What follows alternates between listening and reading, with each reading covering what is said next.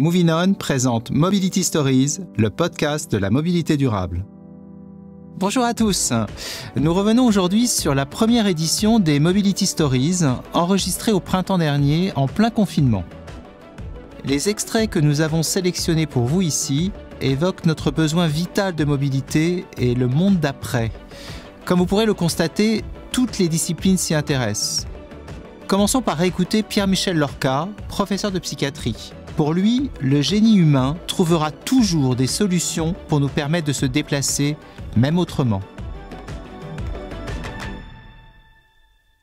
L'être humain possède dans ses qualités la volonté d'explorer son environnement, mais comme tous les animaux.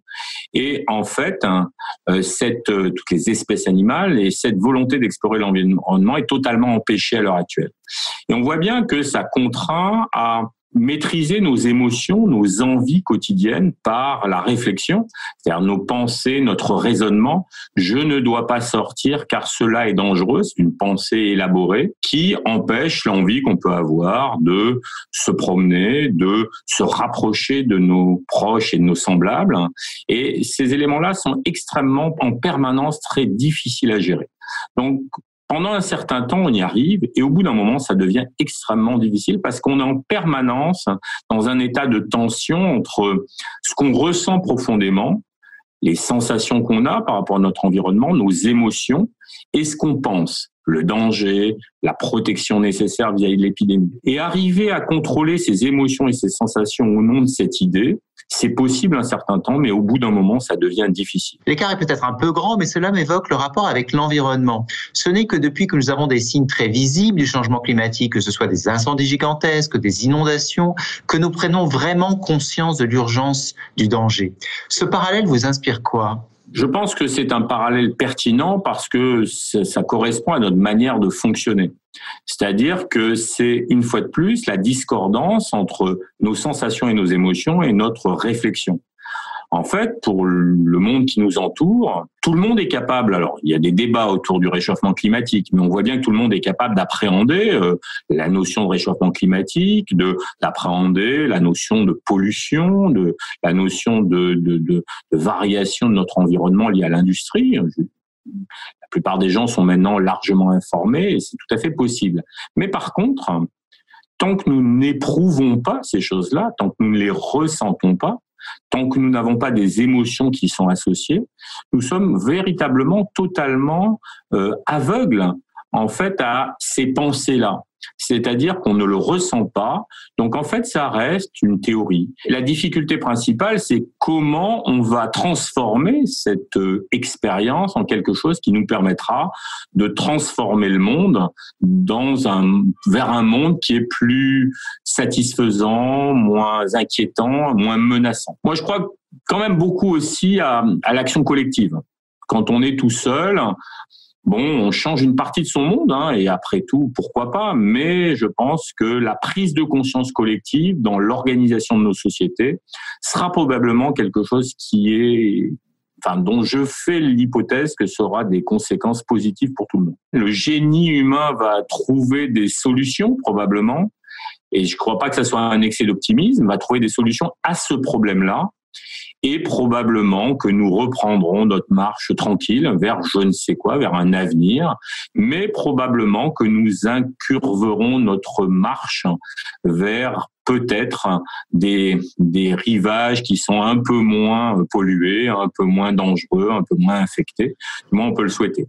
Donc c'est peut-être faire preuve d'optimisme. Je crois malgré tout que on peut garder leçon de ce qu'on a vécu, on peut modifier les choses, ça demande de la constance, de la collectivité et un maintien de l'engagement et essayer d'y réfléchir de temps en temps.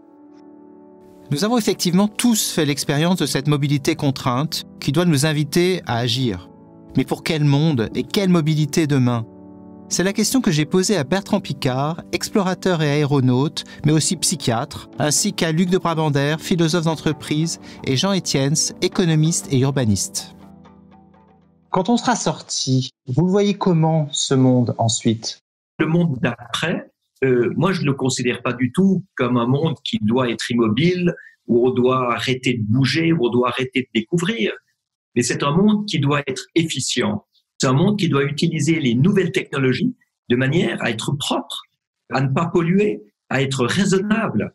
Mais il doit toujours être un monde qui est ouvert sur l'inconnu et ouvert sur l'amélioration de la qualité de vie.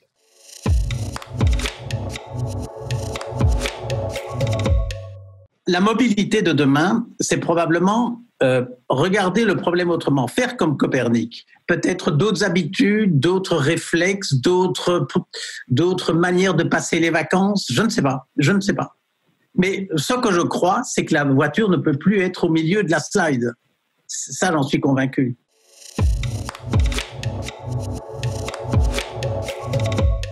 La question, c'est de savoir comment ça va se remagnétiser. Il y a d'une part les entreprises, il y en a qui vont changer de stratégie, peut-être de localisation, peut-être organiser leur mode opératoire. Là, je ne sais pas comment ça va se passer avec le télétravail, avec la délocalisation de sièges sociaux, ça peut être un premier élément.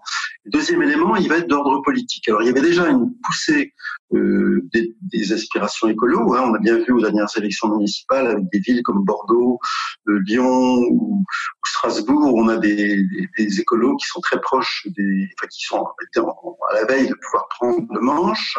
Donc, moi, je crois assez à l'idée de Jérôme Fourquet, qui avait fait cette analyse avant la crise, qui dit aujourd'hui, la seule chose qui peut recomposer la scène politique française, c'est une alliance aujourd'hui improbable entre des bobos, des agriculteurs, des artisans, des villes moyennes autour du thème de l'écologie. Ça veut dire que c'est pas les partis écologistes actuels qui conduiraient ça, ils seraient partie prenante, mais c'est sûrement pas avec leur programme actuel qui réussiront à forger ce consensus, mais c'est peut-être ça que la crise du Covid va rendre possible, en tout cas en démagnétisant des choses, en décrédibilisant des discours qui avaient déjà vieilli, et ça va peut-être ouvrir des possibles sur ce plan.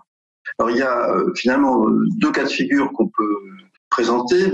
D'un côté, des cités politiques qui ont une forte responsabilité, un fort ancrage du pouvoir politique et qui traitent avec les acteurs du numérique d'égal à égal. J'ai deux exemples sous la main. Le premier, c'est Lyon, qui est une ville, on sait qu'elle a été fortement dirigée politiquement et qu'elle a beaucoup innové dans le numérique, aussi bien sur la modélisation urbaine, les vélos en libre service, les navettes autonomes, les quartiers numériques, etc. L'autre exemple, c'est Singapour, qui a fait un large appel aux technologies numériques, notamment pour régler la question de la logistique urbaine, une question très compliquée qui est assez mal traitée en fait dans beaucoup de villes. Et puis le contre-exemple, on pourrait citer Phoenix dans l'Arizona, qui est une ville un peu perdue, au milieu de nulle part, et qui a quasiment fait un chèque en blanc à Google pour qu'on puisse servir de laboratoire pour les voitures autonomes, puisque Waymo va déjà ouvrir un service de taxi sans chauffeur au cours de cette année. Donc on voit bien les deux options qui sont en train de se dégager et de se proposer. C'est la fin de ce podcast sur la mobilité. Un grand merci à Pierre-Michel Lorca, Bertrand Piccard, Luc de Brabander et Jean Etiens d'avoir pris le temps de nous parler en cette période si particulière. Merci sincèrement à tous ces acteurs, ces penseurs de la mobilité qui ont exprimé ce besoin vital et commun de mobilité et de résilience nécessaires au monde d'après. Dans les prochains podcasts, nous parlerons du besoin universel et très actuel de la mobilité. Nous parlerons de mobilité durable, de solutions concrètes. Nous verrons que le monde de demain sera plus mobile, mais aussi plus sûr et plus inclusif. Tous ces sujets sont au cœur de Moving On et vous l'aurez compris, des podcasts Mobility Stories.